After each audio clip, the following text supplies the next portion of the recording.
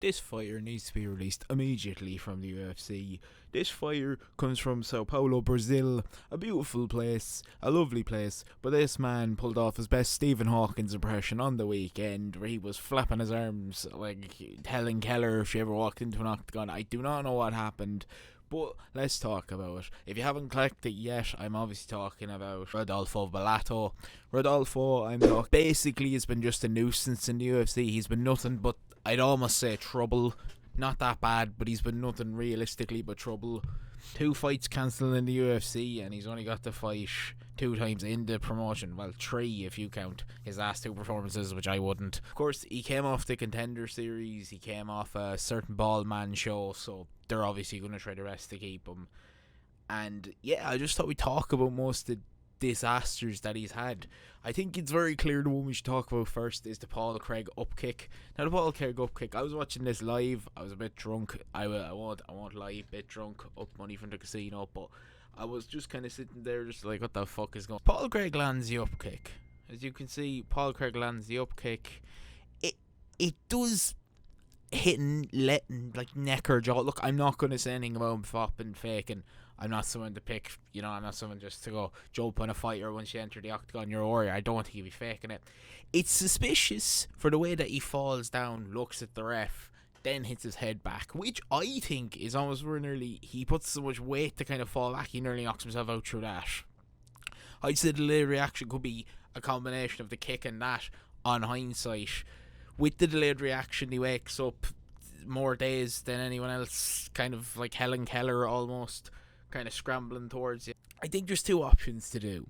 You either run Paul Craig him 3, or you move both them on. Or you could just cut both them, but that seems very harsh because, again, they won't run this fight back 3 times because it was 1-1 coming into the third, but it wasn't really that interesting. The man looked nervous to strike. Belanto looked very nervous. Rodolfo really didn't connect with anything or really engage that much. Everything he landed did not seem like it had enough power to drop Paul Craig. Now, late into the fight, you never know. I think he would have won by submission, but I don't see a reason to play a third fight with this. I don't actually see the point. If you're not going to release both and move them on, there's more interest in matchups. You've tried this once. Rivalto, I think, failed the weight cut, or actually no, I think he fucking just fell ill about 2 hours before the card fight gone, and he's the only man in UFC history to get herpes in his own gym off the mats because he had stepped to turn herpes. I don't even know how that happens. He's probably the only fighter in history to ever have that happen.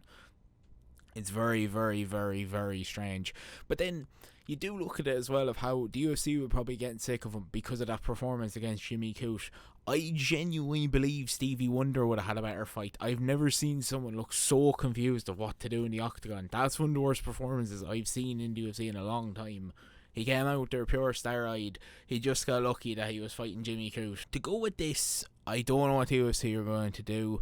There is some interesting fights, I guess, in light heavyweight for Berlanto at this, but as I look at that myself, I'm starting to disbelieve that, because if you can't put in an interesting fight against Paul Craig, I think you lose a bit of the MMA fan base. I'm not really sure why people would care after you kind of disappoint him this badly.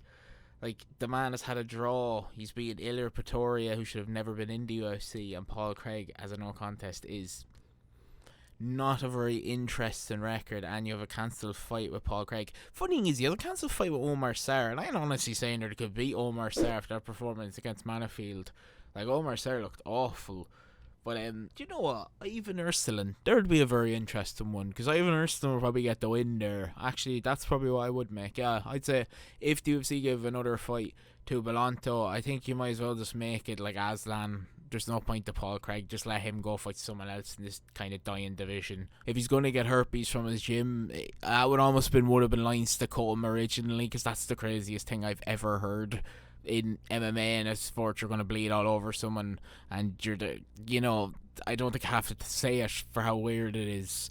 But I would personally say the UFC should just release him at this rate and knock him another fight. He just seems to be too much effort, too much kind of baggage to what you really want. If Makhayev's gone, he probably should be gone at this rate. You can't. That's basically 3 strikes. I'm going to count the Jimmy Coote fight because that is one of the worst performances I've ever seen.